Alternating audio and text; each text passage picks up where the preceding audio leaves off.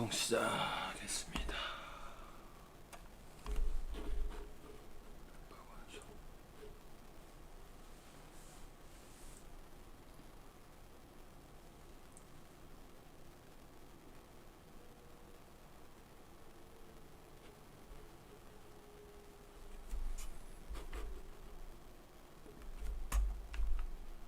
네, 안녕하십니까?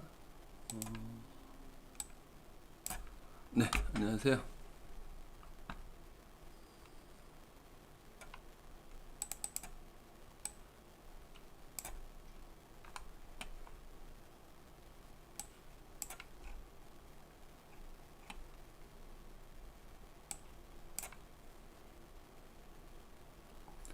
예, 오랜만입니다. 그래서 이걸 어떻게 하지?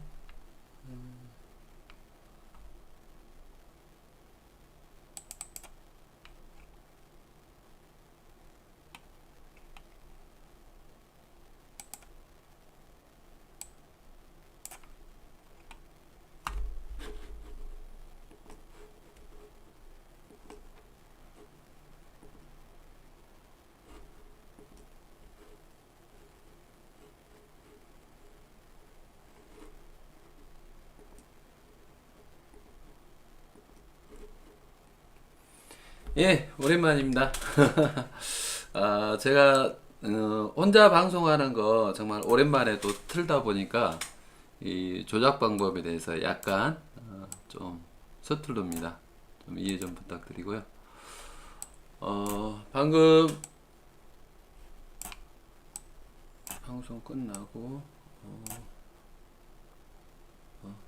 조작 방법이 좀 서툴러서 예, 오랜만입니다. 집에 있고요. 지금 이제 그래서 5월 16일 이후로 두 달, 6월 16일, 7월 16일 두 달 반 가까이 돼가고 있네요. 검찰에서 이제 어제 보니까 저한테 이제 문자를 날렸어요. 문자를 날려가지고 이제 기소가 됐다라고 이제 날라왔더라고요.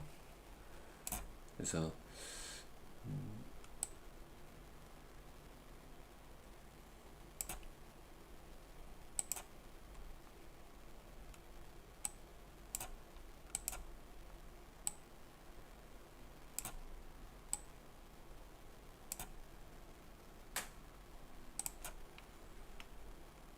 네. 그래서 귀하의 사건이 2019 형제 3557745는 서울중앙지방법원에 구공판하였습니다. 향후 법원에서 공소장 부본을 송달받으시게 되며 법원이 정한 기일에 출석하시기 바랍니다. 라고 이제 이렇게 떴더라고요.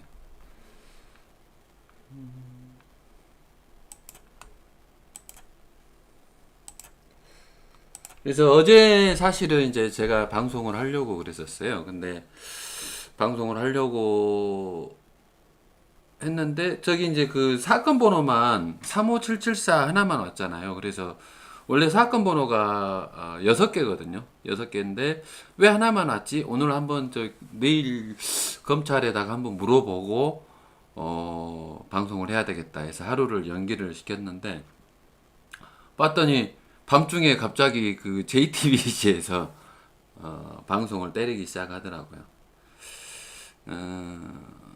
JTBC에서 어떻게 이건 내용을 알게 됐을까요? 나는 정말 검찰과 JTBC하고 이제 유착 관계가 있다는 의혹을 많이 제기하고 싶은데, JTBC에서 이제 방송한 거 보게 되면은 뭐 김상진이 드디어 이제 기소를 했다. 공범 3, 4명과 함께 뭐 기소를 했다라고 하는데 제가 알기로 지금 공범 3, 4명이 도대체 누군지 저도 잘 몰라요. 저도 잘 모르고 그래서 오늘 아침에 제가 검찰에다가 이제 검찰 수사관한테 전화를 해봤죠. 전화를 통화해봤더니 함께 기소된 공범이 도대체 누구예요? 했더니 저를 수사했던 검찰 수사관도 잘 모르더라고요. 아마 그 검사님께서 이렇게 자료를 이렇게 살펴보시고 기소를 하신 걸로 알고 있습니다라고 하는데, 그러면 그 검사가 자기가 기소한 내용을 가지고 조사를 한 내용 가지고 기소를 했는데, 검찰 수사관도 모르는 내용을 기자는 알고 있다는 거죠. 기자는 자료가 빠져나간 거 아니에요. 피고도 모르고 검찰 수사관도 모르는데 기자는 알아. JTBC 기자는 알아. 에이씨. 그렇습니다. 이 수사 자체가 명백히 그 정치 검찰에 의한 수사죠. 정치 검찰에 의한 수사죠. 계란 2개 무섭다고 쫄쫄쫄 쫄아있는 대검찰청, 검찰총장. 이게 발단이, 이제 여러분들도 여러 번 들으셔서 알겠지만, 이 발단 자체가 웃긴 거예요, 웃긴 거.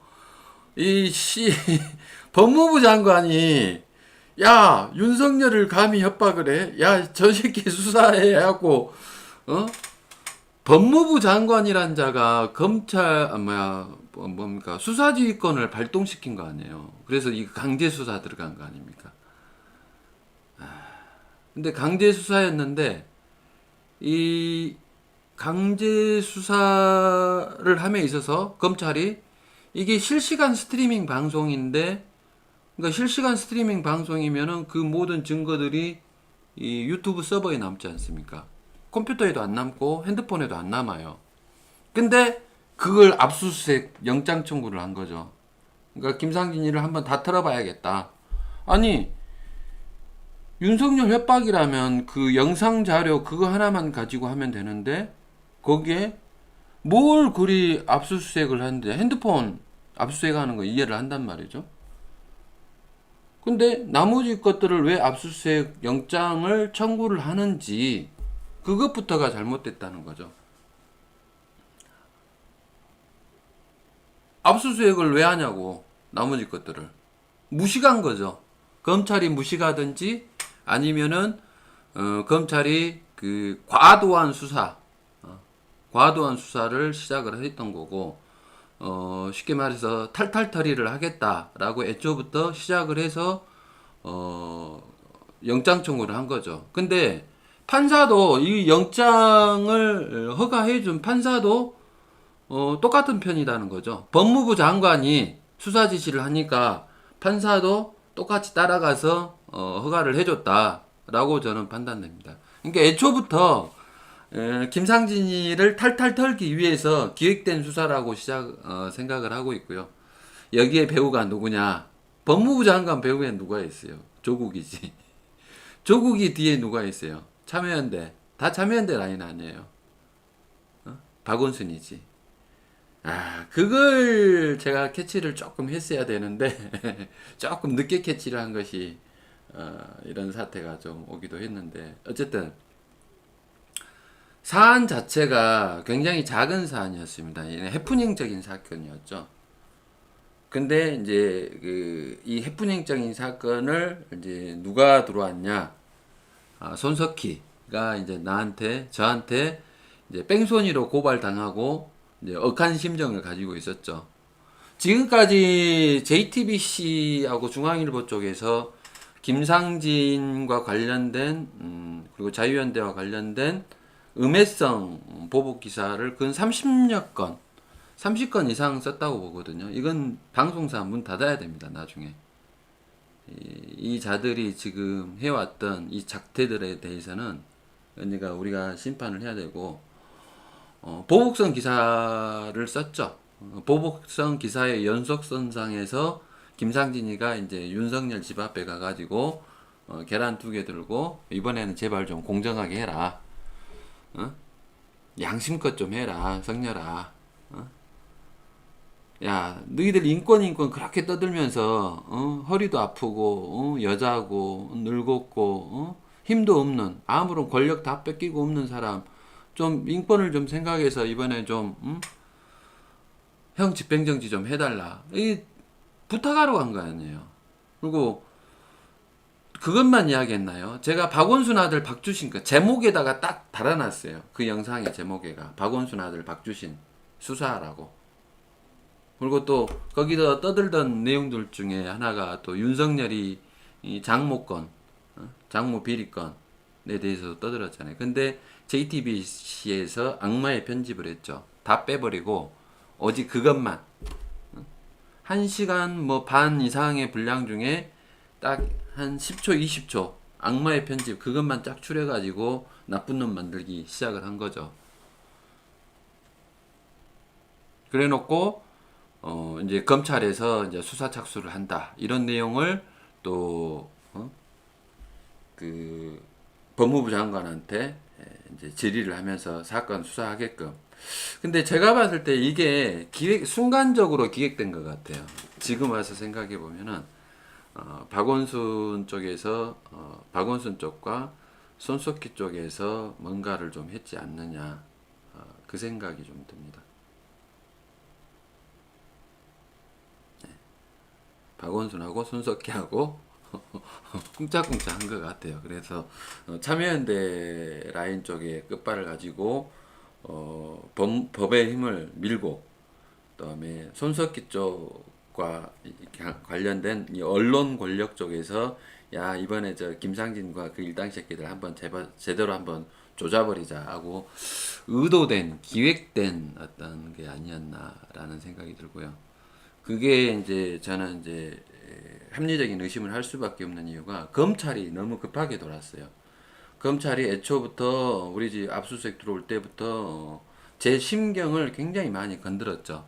딸내미 핸드폰도 막 들어가서 뒤져가지고 가져가 버리고 여자 검찰 수사관이 계속 저를 이제 이렇게 저만 찍어요. 영상을 계속. 그래서 원래 압수수색 현장에서만 영상을 찍고 말아야 되는데 길에 나가서 우리 예를 들어서 우리 집에 나가서 버스 걔네들 검찰 차량을 타고 다른 현장으로 가는 것까지도 계속 찍어요. 왜? 압수수색 영장 청구하러 나온 사람들이 영장 집행을 하러 나온 사람들이 왜 김상진의 일거수일투족을 다 찍었는지를 모르겠어요. 이게 아마 도발을 좀 해라. 도발하면은 너를 이제 그 뭐야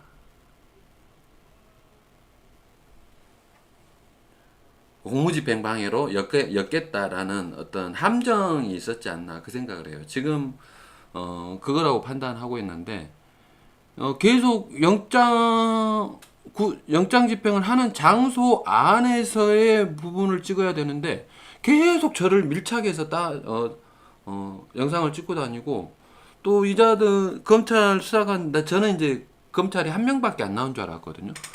검사가. 근데 나중에 봤더니 검사가 한 4명 나온 것 같아요. 형사 3부의 검사들 다 나온 것 같아요. 그리고 검사라면은 신분증을 공무원증을 보여줘야 되잖아요.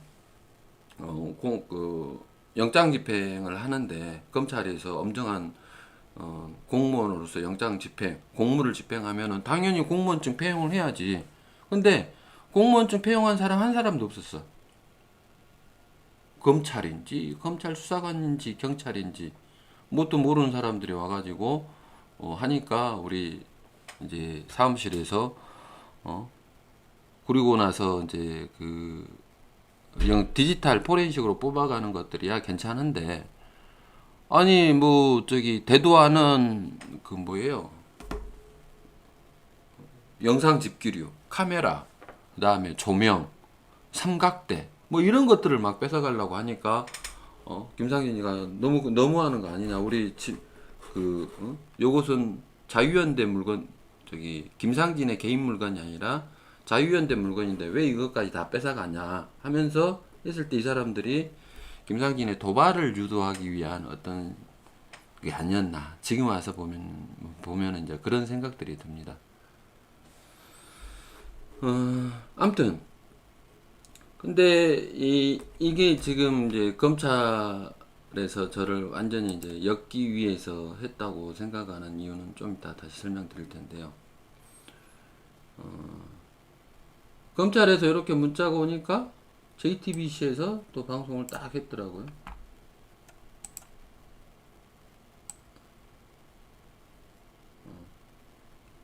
근데 저는 이게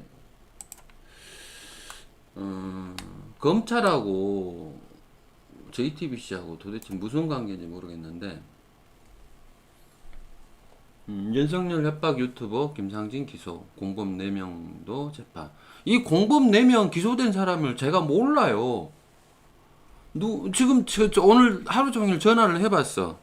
강민구 대장한테도 핸드폰 연락 온 게 없고, 오상종 단장한테 온 것도 없고, 우리 이범 대표님한테 온 것도 없고, 다른 사람한테 온 게 없어요. 한 명만 이제 불기소 약식 기소된 것은 이제 우리 박준식 실장님 계시는데, 이게 지금 어제 밤 9시 반경에 올라간 거였거든요. 근데 이 기자는 이걸 어떻게 알았냐 이 말이지. 아니 기소된 사람들 문자 통보 받은 사람 나 혼자밖에 없어요. 나 혼자밖에 없어. 나머지 공범 4명이 누구냔 말이야. 나도 모르는 공범 4명이 지금 고발이 돼 있다니까요. 재판을 한대요. 나도 몰라. 근데 공범이 4명이 있대. 기자들은 알아. 검찰에서 알려줬대. 이 공범이 있을 원래 애초에 윤석열 뭐 협박범으로 수사가 시작된 거였잖아요. 그래갖고 김상진이가 윤석열 앞에서 계란 2개 가지고 들이받아본다. 계란 갖고 날계란으로 뭐 때린다 어쩐다. 그걸로 시작됐는데 그때 공범이 있었나요? 없었던 공범이 지금 만들어져 가지고 기소가 되어버렸어. 나도 잘 몰라. 공범이 도대체 그 공범이 누군지 좀 가르쳐줬으면 좋겠어요. JTBC 기자가 좀 알려주면 쓰겠어. 딱 띄우니까 JTBC에서 띄우니까 정말 많은 언론사에서 이제 받아서 이제 썼더라고요. 보니까 JTBC에서 제일 먼저 메인에다 띄우는 작업을 하니까 나머지 이제 언론사들도 이제 받아 썼죠. 시간상으로 봤을 때 터밍상으로 봤을 때 JTBC가 가장 빨랐고 그다음에 이제 조선일보, 연합 나머지는 이제 다른 언론사들은 받아 쓴 것 같은데 이 정보력이 도대체 JTBC가 얼마나 검찰과 유착을 하고 있고 검찰에서는 JTBC에다가 굉장히 협조적이었다. 형사 3부가 결코 공정하지가 않다라는 것을 이제 보여주는 거라고 보여지고요. 네, 아침에 이제 조선일보에서 이제 전화가 왔더라고요. 어떻게 생각하시냐? 그래서 그랬어요. 와, 이거 완전히 정치 재판 아니냐고. 사건 번호가 어떻게 3개가 연달아 나오냐고.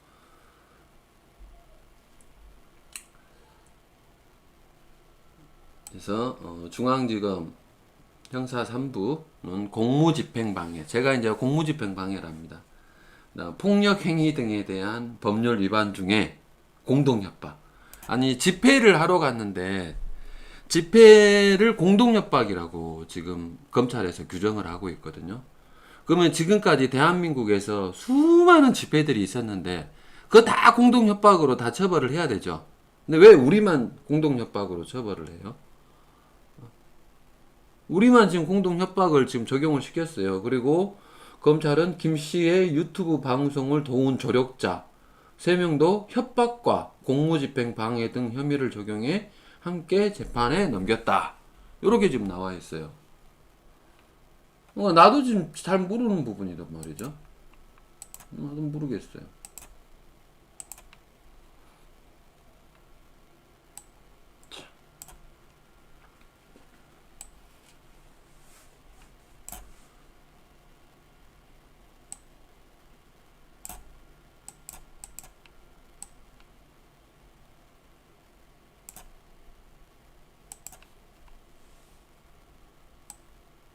다음에 한번 또 볼까요? 나머지 기사.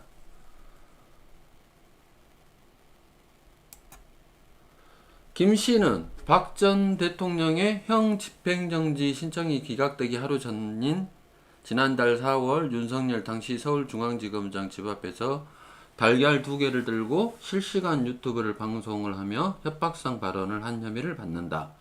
그는 윤 총장의 차량에 부딪히겠다, 자살 특공대로서 널 죽여버리겠다는 걸 보여줘야겠다 등의 발언을 했다. 김 씨는 또 올해 1월부터 박원순 서울시장, 우원식 서영교 더불어민주당 의원, 손석희 JTBC 사장 등 자택과 사무실 앞에서 협박 방송을 한 혐의를 받고 있다. 내가 무슨 협박을 했는데? 내가 무슨 협박을 했어? 지난 5월 서울 종로구 광화문 광장에서 열린 자유한국당 해산 촉구 집회에서 집회 참가자의 얼굴을 팔꿈치로 가격에 상처를 입힌 혐의도 있다. 김 씨는 지난 5월 11일 구속됐다가 5일 만에 구속적부심에서 석방이 됐다. 라는 내용으로 이제 지금 JTBC나 지금 이 기사 내용도 조선일보 기사 내용인데 이것도 JTBC의 내용을 거의 다 받아 썼습니다.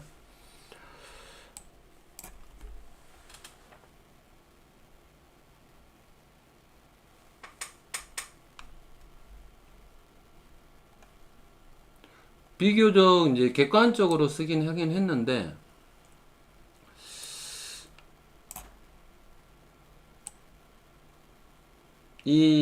이제는 이제 검찰에서 이제 기소를 했기 때문에 이제 자유로워진 게 아니냐라고 이제 사람들이 이제 말씀하시고 저도 그렇게 생각을 하고 있고 검찰에서도 앞으로 이제 자기들은 통제 권한이 없다라고 이제 이야기를 하더라고요. 그래서 그러면 이제 자유로워진 거 아니겠느냐라는 생각을 하고 있는데 또 우리 그 다른 또 일부 변호사, 강현재 변호사님이나 또 다른 보수적으로 보시는 분들은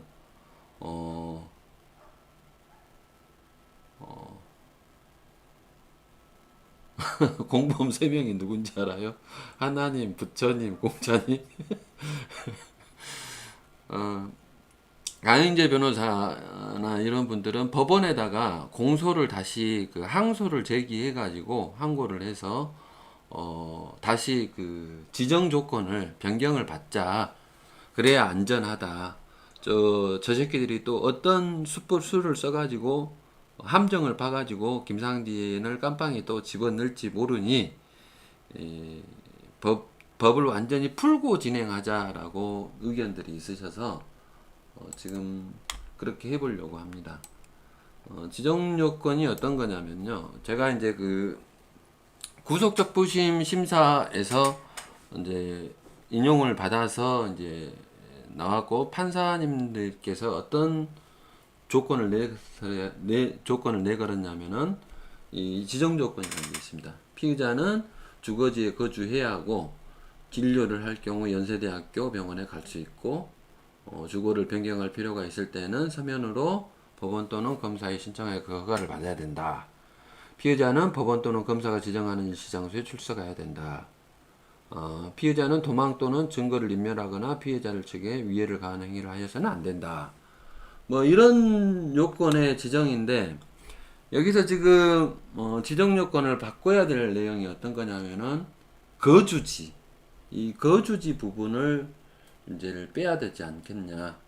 거주지의 제한을 이제 구속을 계속 거주지 제한 요건이 불필요하게 됐다라는 것을 이제 법원에다 다시 강조를 해서 이 거주지 제한 요건을 없애야 된다고 없애서 이제 일을 진행할 생각입니다.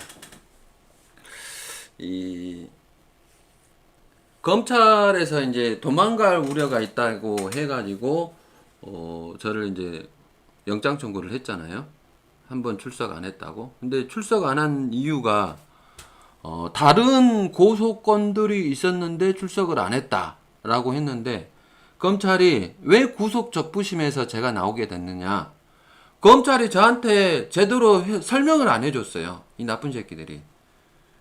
어? 검찰이 나중에 지금 조금 이따 보여드리겠지만 사건 번호가 총 6개가 있었는데 사건 번호 하나에 대해서만 나오라고 했지 사건 번호 나머지 5개에 대해서는 알려주지를 않았단 말이죠. 그러면서 안 나왔다고 영장 청구를 한 거예요. 그러니까 영장 청구를 한 검사도 나쁜 놈이고 이걸 받아들여준 판사도 잘못했다는 거죠. 정당하게 고지도 해주지도 않고 야 네가 이런 걸로 고소를 당했으니까 나와서 수사를 받아라 라고 이야기를 해줘야 되는 게 정당한 거 아닌가요? 그러면 제가 안 나가겠습니까? 근데 검찰에서는 저한테 나머지 부분에 대해서 박원순, 서영교, 손석희, 우원식이가 그 다음에 나한테 얻어 터진 놈 그놈들이 고소장을 넣었다는 거에 대해서 설명을 하나도 안 해줬단 말이죠. 수갑을 채 가지고 가서 그때 질문을 하더라니까요. 이게 잘못됐다는 거죠. 고지도 안 해주고 영장을 치는 검찰이나 그것을 발부해주는 판사나 똑같은 작업을 친 거 아니냐 말이죠. 이것이 기획된 거란 거죠. 이 배우가 누구냐? 박원순 법무부 장관이 하명 수사했으니까 지그들 맘대로 막 그 절차 무시하고 김상진한테 수갑을 막 채웠단 말이죠. 나쁜 새끼들이. 거기에 대해서 김상진이가 당연히 구속될 일이 됐다라는 식으로 언론 새끼들은 보도를 하고 있어요, 지금. 이 부분에 대해서 이번에 이제 재판하면서 심도 있게, 강도 높게 이 부분에 대해서 검찰의 이 잘못된 부분에 대해서 한번 파헤쳐 볼 생각을 가지고 있습니다. 그래서 지금 이제 여러분들께 가장 보여드리고 싶은 게 이건데요. 이겁니다.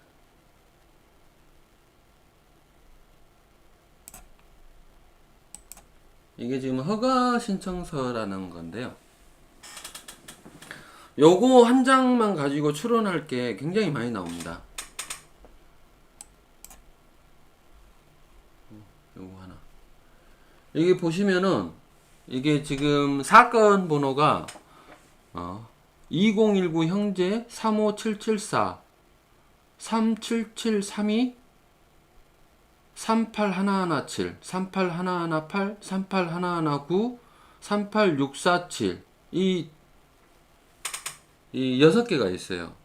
근데 대표적인 것이 35774 이게 이제 윤석열이 건인데 나머지 지금 5건은 다른 사람들이 이제 넣은 거죠. 그 중에 이제 가장 뒤에 있는 것은 여기 나한테 얻어 터졌다고 하는 그 좌파 단체 이모 씨. 그 사람이 넣은 것 같고 나머지 지금 117, 118, 119 이게 뭐냔 말이죠. 이게 뭐냐? 5월 2일 날 저기가 영장 집행을 하고 나서 이게 아마 5월 3일 날 들어온 것 같은데 5월 3일부터 이제 연짝에서 들어왔는데 이것은 누가 봐도 한 사람이 이 고소장 3개를 한꺼번에 집어넣었던지 아니면은 3사람이 한꺼번에 같이 와가지고 집어넣었던지 둘 중에 하나입니다. 둘 중 하나입니다. 이게 뭔 말이냐? 공모를 했다는 거죠. 공모. 고소인들끼리 공모를 한 겁니다. 고소인들끼리 공모를 해가지고 김상진을 엮자고 된 거죠. 윤석열이 사건 하나하나 가지고 김상진을 구속 사유가 안 됩니다.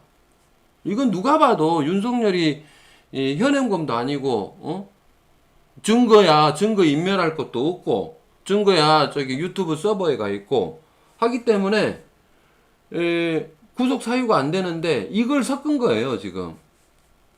37732 38117 38118 38119 요걸 섞었어요. 요걸 섞어 가지고 검찰하고 이게 공모를 했지 않냐가 제 주장입니다. 이게 지금 그 공동 협박이라고 하는데 김상진한테 협박을 당해서 무서워서 스트레스 받아서 미쳐버렸어요라는 그런 취지의 공포에 두려움에 떨었어요라는 그런 취지로 지금 고소장을 넣은 건데 이게 한꺼번에 넣었다. 이것은 기획된 거라고 봐야 되죠. 예.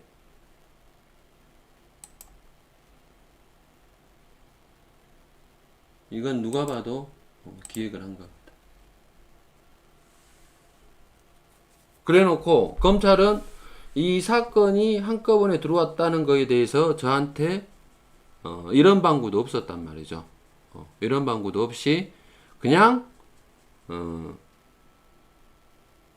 영장 청구해가지고 깜빵에 집어넣고 여론몰이 해가지고 판사는 도망갈 우려가 있다, 재범의 우려가 있다 하고 영장 한 거 아니에요.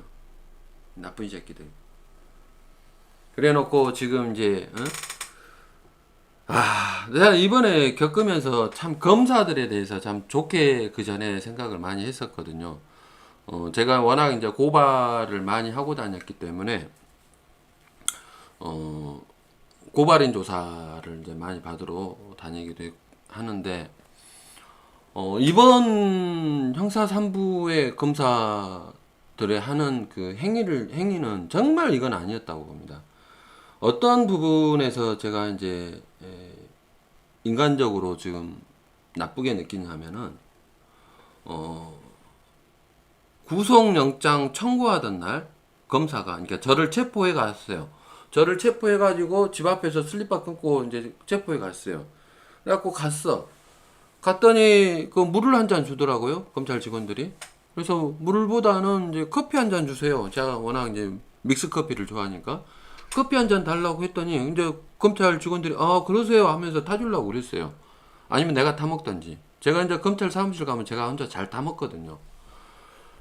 그 먹으라고 비치를 해놓은 게 있습니다. 검찰 사무실 가면은 그 여러 가지 음식들 맛있는 과자류, 스낵류, 티류, 그 다음에 이제 커피 이런 것들 많이 갖다 놓고 비치해놓고 먹으라고 놔뒀는데 먹는 게 자유스럽거든요. 근데 뭐 그거 하나 먹으려고 하는데 아니 검사가 하는 말이 야, 커피 주지 마세요. 저런 인간한테 무슨 커피를 줍니까? 막 이런 식으로 막 성질을 내더라고요. 그래서 하다 인심 야박하네. 내가 검찰 사무실 참 많이 들어다녔는데 참 이 검사실 야박하네 라는 말을 했어요. 아따 진짜 야박해요. 그러면서 이제 물도 먹고 나중에 커피도 한 잔 먹었을 거예요. 근데 검사가 그렇게 소리를 지른 이유에 대해서 나중에 그 구속영장 실질심사 할 때 그 검사가 하는 말이 판사님, 제가 김상진 저 피고인이 들어왔었을 때 저는 정말 엄청난 두려움을 느꼈습니다. 김상진 저 인간이 커피를 달라고 하는데 제가 그 커피를 주면은 저 커피를 가지고 저한테 쏟아버릴 것 같은 그런 두려움을 느꼈습니다. 라고 판사한테 이야기를 하더라니까요, 검사가. 내가 참 어이없는 검사를 봤어요. 그 말이 뭔 말이냐. 지금 와서 생각해 보니까, 그때 그 검사가 왜 그런 오바를 했을까? 오바지를 했을까라고 생각을 해보면은, 그때 당시 억지로 김상진을 집어넣어야 되니까, 판사님한테 검사가 사정을 하지 않았냐. 진짜 그런 생각이 들었고요. 그 검사가 또 하나 있고요. 또 다른 검사가 또 하나 있습니다. 이건 이제 구속영장, 구속 적부심 심사에서 이제 또 검사들이 2명이 들어왔어요. 그래갖고 우리 그 강현저 변호사, 구주화 변호사님, 변호사님들, 우리는 이제 또 4분 계시고. 그래갖고 이제 그 서로 주장을 하는데, 저쪽 검사가 또 뭐라 하냐면은, 김상진 저런 인간은 절대 보석으로도 풀어줘서는 안 됩니다 하면서 하는 말이 집회를 가장한 폭력 행위를 했습니다. 라는 식으로 저희를 빗대더라고요. 그러니까 제가 집회를 가장해서 폭력을 했다. 영상을 찍는 게 폭력이다. 근데 그때 당시에 우리가 뿅망치를 가지고 뿅망치 있잖아요. 그리고 원숭이 탈. 그 뭘 가지고 그 집회를 가장한 폭행이라고 주장을 했냐면은 우리가 뿅망치 가지고 박주신이 보고 한국에 들어와라. 네가 나를 고소해. 자식아. 이런 식으로 이제 제가 박원순 관사 앞에서 퍼포먼스 한 거 있잖아요. 여러분들도 그때 보셨지 않습니까? 그 퍼포먼스 한 것이 집회를 가장한 폭력행위랍니다. 나는 이 검사가 대한민국 검사가 아닌 것 같아요. 대한민국 사람이 아닌 것 같아. 촛불 집회 때 그 난리를 치고 민주노총 집회 경찰차 으쌰으쌰 끌어내고 경찰에다가 불로 태우고 경찰들 두드러 패고 했었던 건 안 봤나 봐요. 그런 걸 폭행이라고 합니다.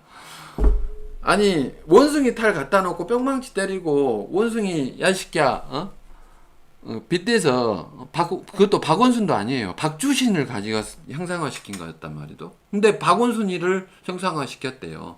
박원순이를 패가지고 박원순이가 엄청나게 겁을 먹어버렸대요. 강난이도 겁을 먹고. 그래서 김상진이가 집회를 가장 폭력을 행위를 한 자입니다 하면서 판사님한테 저런 인간은 절대 보석으로도 해결해줘서는 안 됩니다. 이런 식으로 자의적으로 설명을 하더란 말이죠. 그러면은 저는 제가 봤을 때 그런 말을 했다는 것은 정치적인 이야기라고 생각을 해요.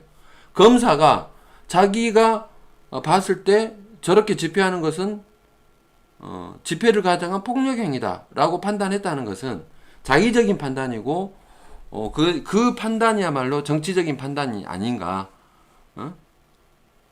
박원순이가 나를 15건 고소고발한 거에 대해서는 아무런 죄가 없고 아무런 도덕적인 게 없고 박원순 아들 박주신이가 법원의 명령을 3년 6개월 근 4년 가까이 쌩까고 있는 부분에 대해서는 아무런 말도 안 하고 그 원인이 돼서 김상진이가 가서 한 부분에 대해서는 폭력행위라고 주장하고 있는 이 검찰들이 정치검찰 아니면 뭐냔 말이죠.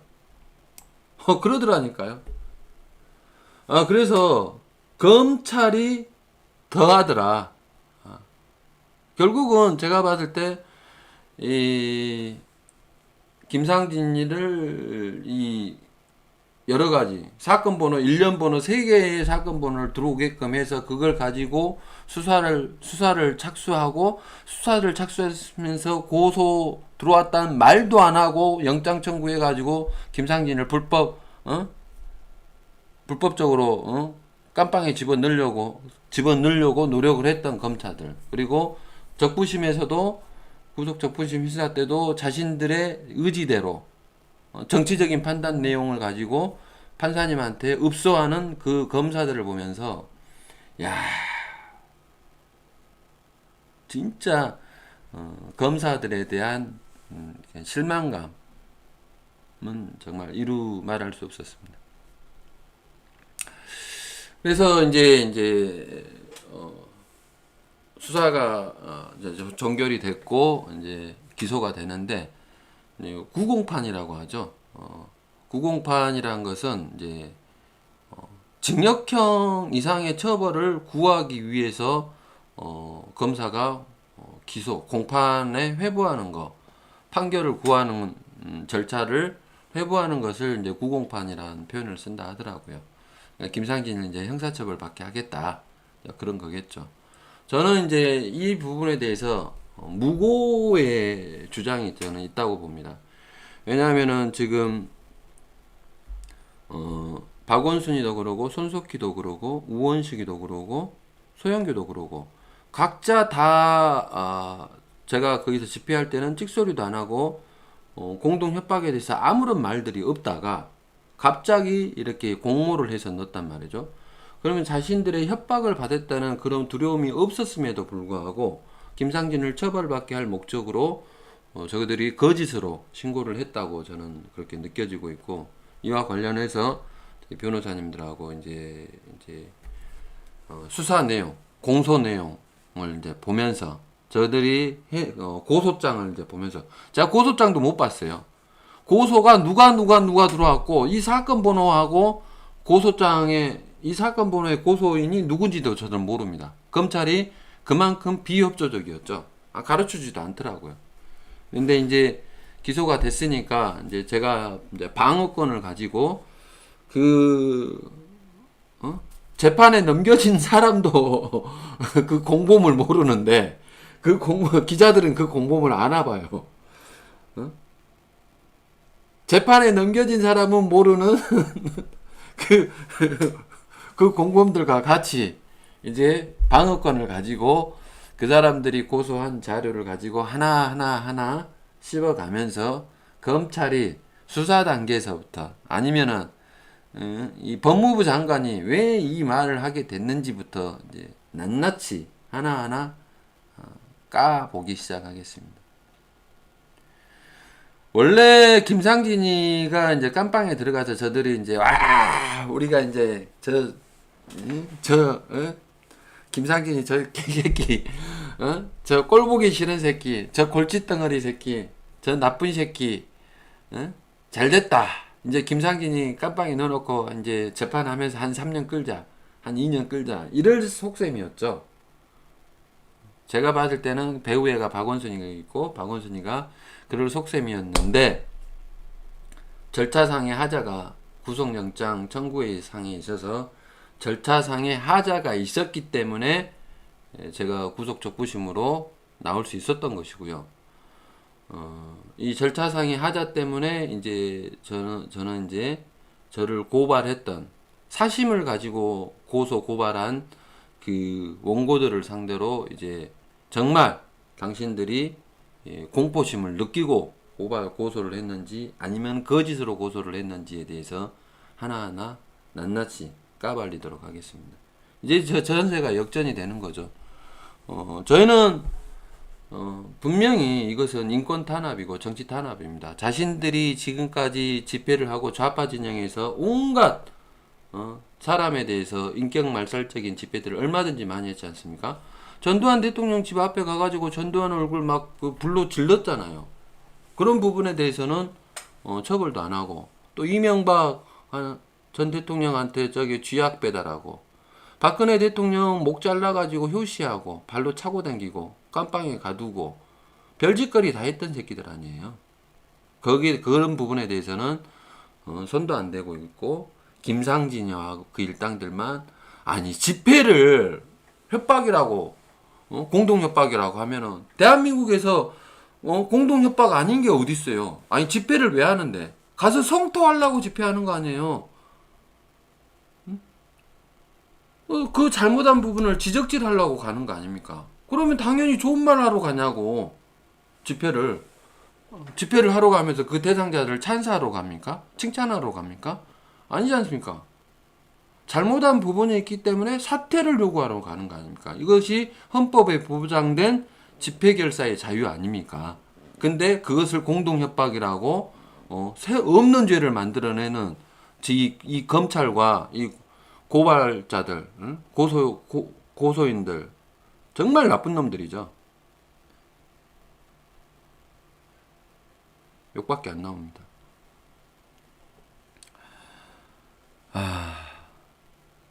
그리고 JTBC 손석희, 야, 씨발 손석희, 일단 한 30건 넘게 계속 보도를 하고 있어. 이것은 정말 너희들은 언론이 아니야, 언론이. 사신방송이야, 사신방송. 나쁜 새끼들아. 내가 JTBC 진짜 사신방송이야. 너희들은 방송으로서의 자격이 없어, 정말. 자격이 없고, 좋은 세상 오면은 너희들은 폐업을 해야 될 거야. 문 닫아야지.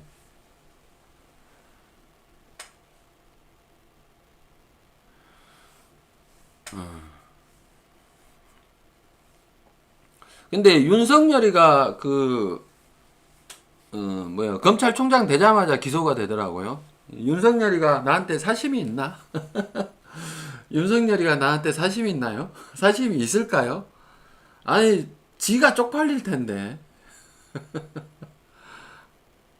윤석열이가 근데 되자마자 기소를 했다는 것은 윤석열이가 그만큼 인간이 그릇 종기가 요만하다는 종기가 이만한 거죠. 그래갖고 김상진이 저 새끼 이제 응? 내가 검찰총장이니까 혼내줄 거야 이런 식으로 해서 야 기소 빨리 해 이렇게 하고 오다 내려가지고 기소를 한 거 아닌가 그런 이제 추측도 하고 있고요. 근데 지금 이제 원래 없던 죄목 중에 하나가 추가된 게 지금 공무집행방해인데 이게 이제 두 가지인 것 같아. 하나는 윤석열이 건이고 하나는 압수수색 과정에서 김상진이가 자신들을 방해를 했다, 협박을 했다, 뭐 이런 식으로 몰고 갈 것 같은데 이게 충분히 검찰에서 함정을 봤다, 함정 압수수색이었다. 저는 그렇게 생각하고요.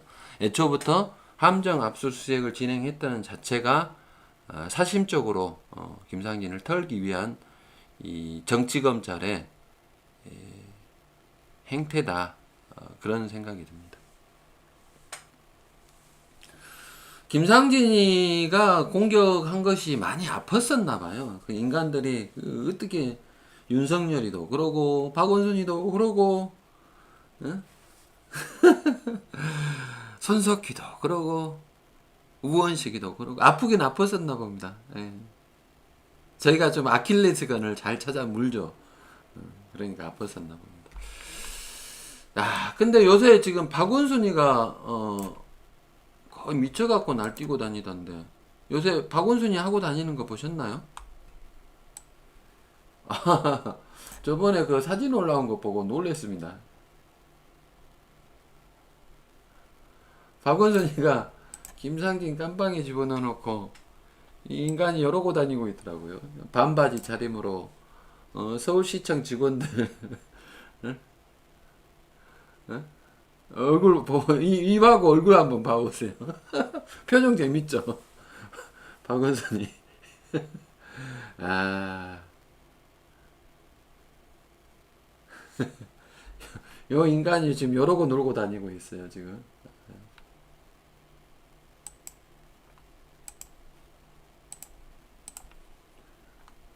지금 일당들하고도 다니고 있고.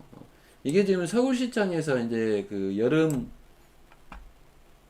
패션 관련해서 이런 식으로 복장을 좀 간편하게 해라 라고 하라고 했다면서요. 그렇기 때문에 박길보 아들입니다. 박길보 아들. 아 진짜 정권을 뺏기니까 우리가 이런 꼬라지를 보고 있습니다. 걔 뭐 별짓거리를 다 하고 다니고 있더라고요. 참. 김상진이 깜빵에 집어넣어놓고 이랬을까요? 김상진이 깜빵에 집어넣었다 드디어 성공했다 만세 이랬을 것 같은데.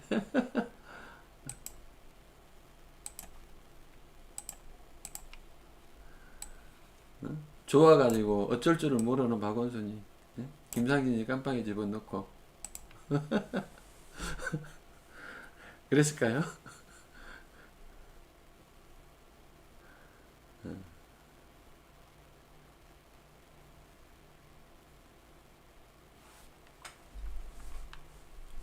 그런데 이 좋은 날도 이제 얼마 안 남았을 겁니다. 박주신이가 핵폭탄으로 먼저 다가오겠죠. 요새 보니까 또 박원순 기사에 재밌는 게 있던데 이 인간이 엄청나게 먹고 다니더라고요. 보니까 우리 세금 가지고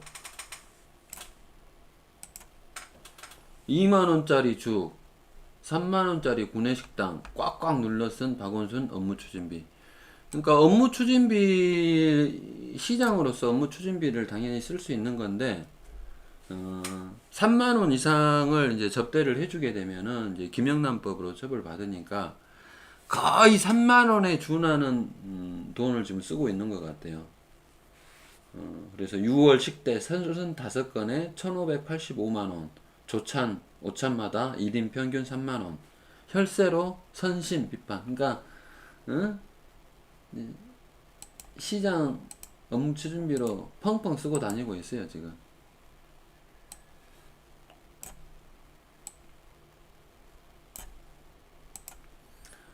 돈 잘 쓰고 다니고 있습니다 이 자식. 김상진이 없으니까 이제 먹고. 박원순 서울시장의 씀씀이가 의외로 해픈 모양이다. 대부분 식대를 이용하는 업무 추진비를 지난 한 달 6월에만 1,585만원가량 지출했다. 서울특별시장이란 직위를 감안하더라도 1인분에 1만원 안팎인 일반적인 족집에서 일반적으로 만원짜리인데 1인 2만 3천원에 해당하는 금액을 사용했다는 것은 납득하기 어려운 대목이다. 업무 추진비는 시민의 혈세로 마련된다. 서울시청 정보소통광장에 공개된 업무 추진비 중 시장실의 사용 내역을 살펴본 결과 박 시장은 6월 39회에 걸쳐 1,585만원을 사용을 했다. 고 나옵니다. 근데 요 대목을 왜 이제 여러분들께 보여드리냐면요. 요 인간이 이제 업무 추진비 가지고 직원들 사주고 뭐 하는 것들이야 당연히 이제 시장으로서 그럴 수 있다 쳐요. 쳤는데 상당히 좀 비싸게 먹고 다니더라고요 보니까. 박 시장은 6월 13일 오전 7시 본죽 비빔밥 시청점에서 16만 4천을 지출했다. 시정 질문 검토 관계자 회의 이 자리에서 박 시장 포함한 7명이 사용한 금액은 1인당 23,400을 사용한 셈이다. 본죽에서 본죽을 먹었는데 여기서 가장 비싸더라도 16,000원짜리인데 23,400원이 결제되는 것은 모르겠어요. 어떻게 됐는지. 그리고 그 밑에 보면은 또 구내식당 간담회에서도 보통 구내식당 3,500원, 4,000원 선인으로 알려져 있는데 서울시청. 근데 6월 5일 시정 정책추진 관련 한국기자협회 간담회를 열며 65만 7,800원을 썼다. 명시된 대로라면 박 시장을 포함한 22명이 참석했고 한 명당 약 3만원씩 식대가 쓰인 것이다. 그러니까 3,500원, 4,000원짜리 구내식당 가가지고 막 3만원짜리 막 먹어버렸네요. 막 오지게 먹고 다니네요. 이런 것들을 우리 국민들이 좀 알았으면 좋겠습니다. 근데 요것만 먹었냐? 그게 아니더라고요.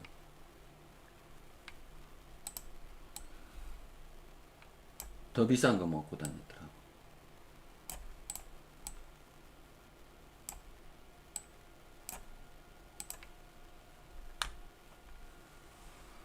야, 이 인간이 이제 반바지에 춤추고 다니면서 시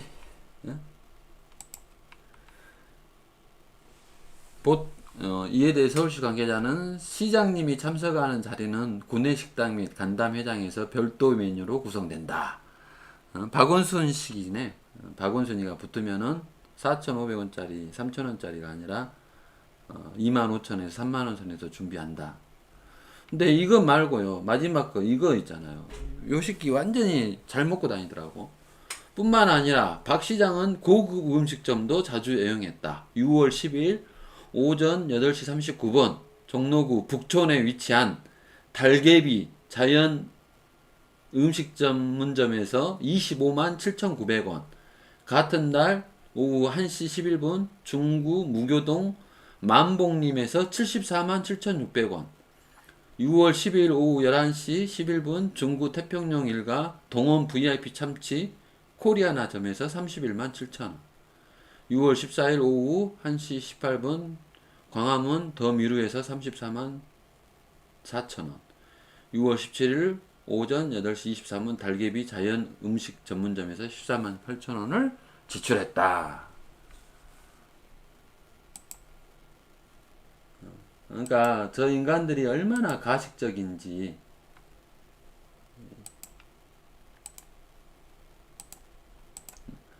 죽배달,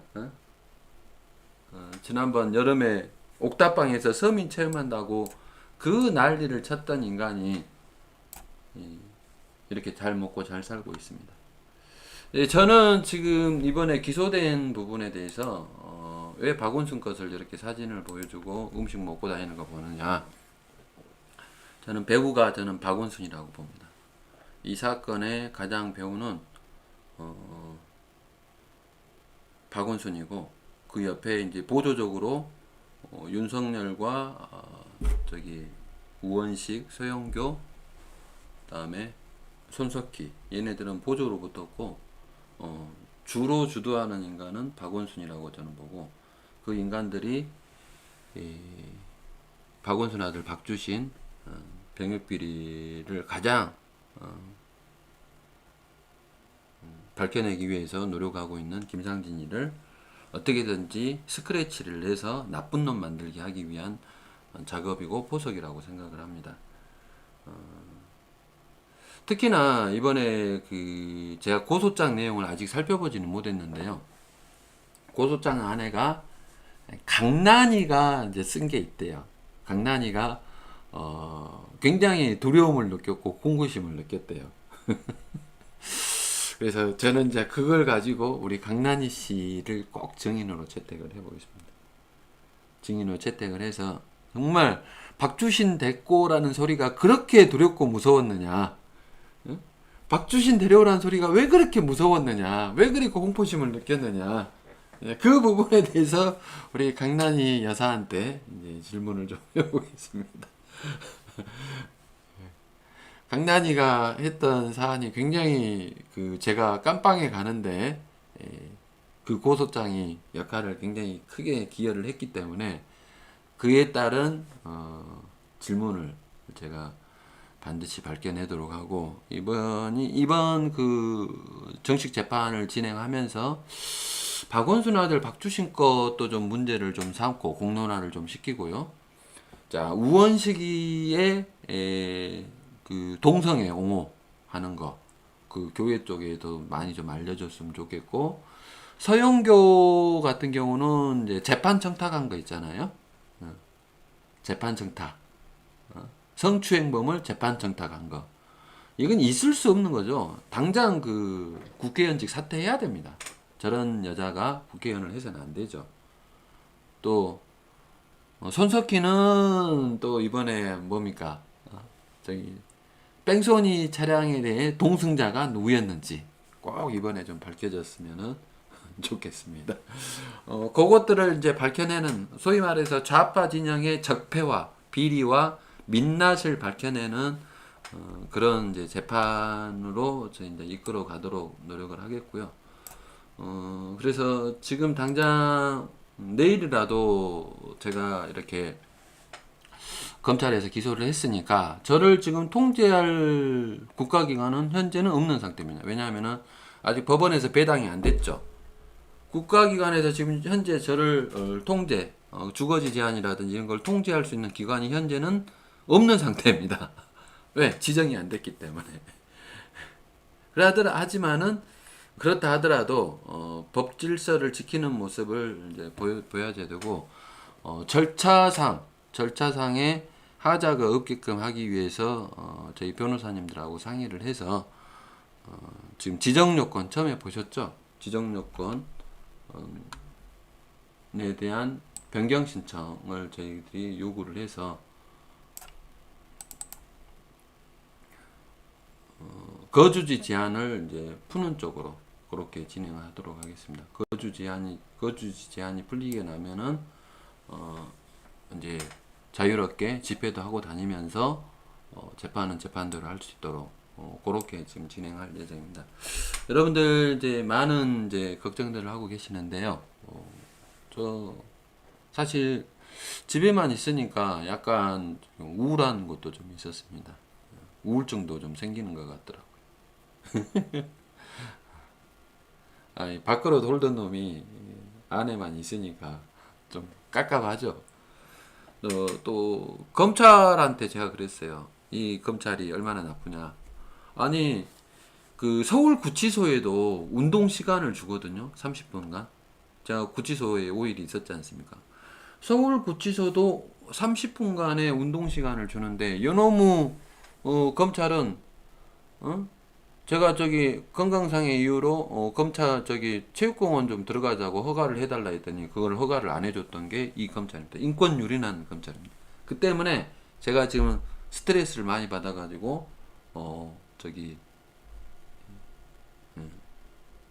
아무튼 우울증도 좀 있습니다. 그래서 이 부분에 대해서 제가 그 고소 고발했던 인간들한테 반드시 책임을 묻도록 하겠습니다. 네, 이제 오늘 이제 저희 주제에 대해서는 거의 다 말씀드렸고요. 검찰이 저희를 이제 기소를 했는데 공범이 3명, 4명이라는데 공범 3명, 4명이 누군지 저도 모릅니다. 지금 저도 몰라요. 저도 모르는 공범을 저기 기자들은 JTBC 기자들은 어떻게 아는지 도대체 납득을 할 수가 없습니다. 아니 피고인도 모르는 공범을 어떻게 기자는 알고 기자하고 검찰 관계자하고는 속닥속닥을 하냐고. 웃긴 거 아닙니까? JTBC 기자하고 검찰 뭐 검사가 또 검찰의 높은 사람인 것 같아요. 검찰의 낮은 사람 저를 수사했던 수사관은 몰라요. 누가 그 기소가 됐는지 공범인지. 참네. 어이가 없습니다. 어이가. 저도 모르는 공범을 방송 기자들은 다 알고 있습니다. 이미 씨 웃겨보자. 네. 그런 상황이고 이제 법원에서 이제 재판부가 지정이 되면은 이제 저희들 이제 서류가 올 거고 제가 이제 방어권 가지고 많은 서류들을 이제 점검을 하면서 하나씩 잘근잘근 씹어 먹도록 하겠습니다. 여러분들 걱정 마시고요. 또 이제 검찰 수사가 다 끝났기 때문에 저를 거주지 제한을 해야 될 이유가 없습니다. 그렇죠? 저 어디 도망가는 것도 아니고 집에 있고 우리 딸내미 재수하고 있고 저 어딜 가겠습니까? 영어도 잘 못하는데 해외로 나갈 것도 아니고 맨날 집회하러 다니고 바쁜데. 그래서 거주지 제한만 풀리면은 거주 제한 풀려달라고 이제 저희가 저희 장달령 변호사님이랑 강현재 변호사님이랑 이 주축이 된 변호사님들께서 이제 그 소송을 제기를 해서 하루빨리 거주지 제한을 풀고 활동을 하도록 하겠습니다. 예, 채팅창을 보면서 이제 우리 딸내미는 아빠를 많이 응원하고 있습니다. 예, 걱정 마십시오. 저희 이제 가족들이나 친척들도 이제 잘 모르고 이제 걱정들 하다가 이제 정식 재판 시작됐다고 하니까 이제 별로 걱정을 안 하는 것 같은데 예.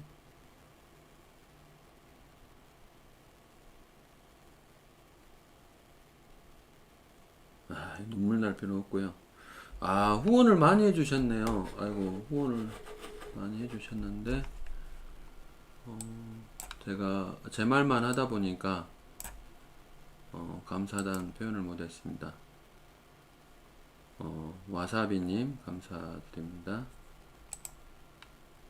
거지 뻔뻔 유산자. 검사야, 네 돈으로 커피 샀냐? 창피한 줄 알아라. 검사야, 아지아님, 아이스 커피 드세요. 최고로 만나는 거로. 감사합니다.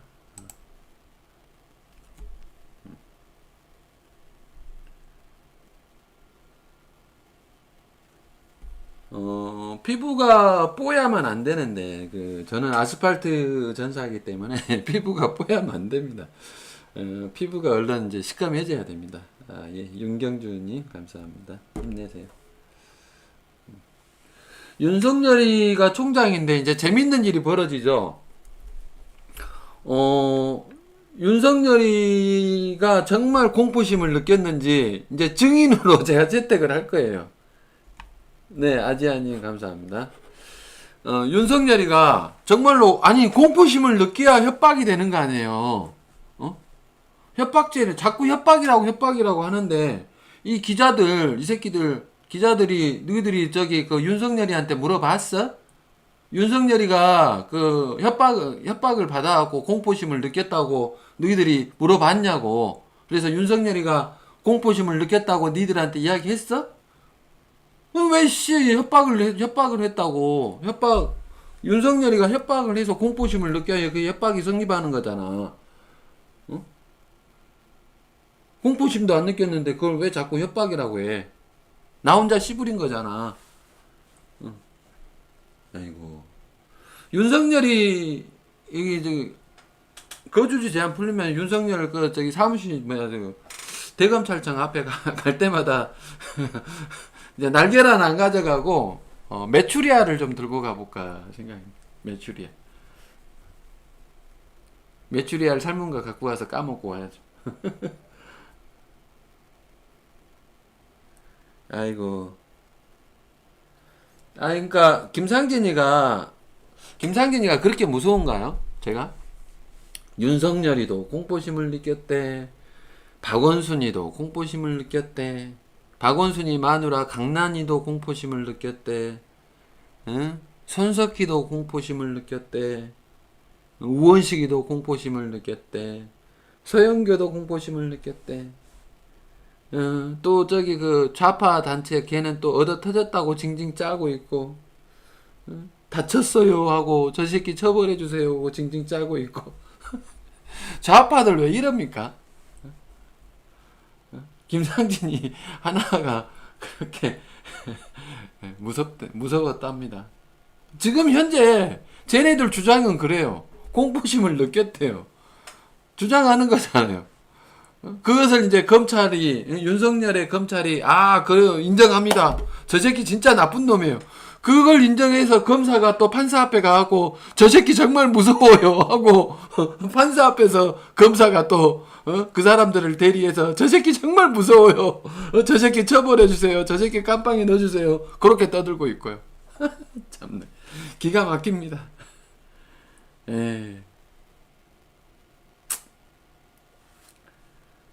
예, 진유님 필승 감사합니다. 그러니까 저 인간들은 각계격파를 하면 별거 아니더라. 하나씩 각계격파로 갔더니 저것들이 그렇게 공포심을 느끼고 했던 인간들이 이제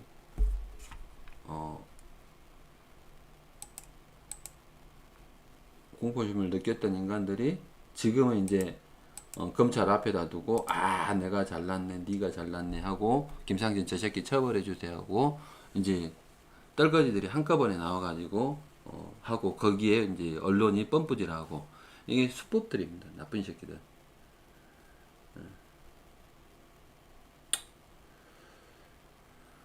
예, 어쨌든 이제 기소를 했다고 하니까 저희는 이제 재판 준비 잘해서 저놈들이 정말로 공포심을 느꼈는지 그 거짓과 위선에 대해서 파헤쳐서 저들의 적나라한 부분을 이제 법정에서 개망신 시키는 작업들을 시작하도록 하겠습니다. 여러분들 걱정하지 마시고요. 김상진이 잘 있고 싸우려는 의지를 가지고 지금 몽구리고 있습니다. 김상진이 지금 열심히 몽구리고 있어요. 3호차도 지금 이제 랩핑까지 끝냈습니다. 검정색 차를 타서 3호차 스타렉스 12인승 사서 지금 랩핑까지 끝냈고요. 이번 주 수요일 날 우리 오상종 당장이 이제 저희 집 와서 차량을 갖고 가서 이제 위에 스피커 날개를 장착을 하고 제가 못 다니더라도 그건 이제 우리 활동가들하고 또 이 집회 나오시는 어르신들 수송용으로 사용할 계획입니다. 그렇게 지금 준비하고 있고 다음을 항상 준비하고 있다는 거 알아두시고 저희는 열심히 하도록 하겠습니다. 예. 많은 분들 후원 정말 감사드리고요. 열심히 하도록 하겠습니다. 그리고 이기는 모습 보여드리도록 하겠습니다. 걱정들 마십시오. 예. 편안한 밤 되십시오. 감사합니다. 충성!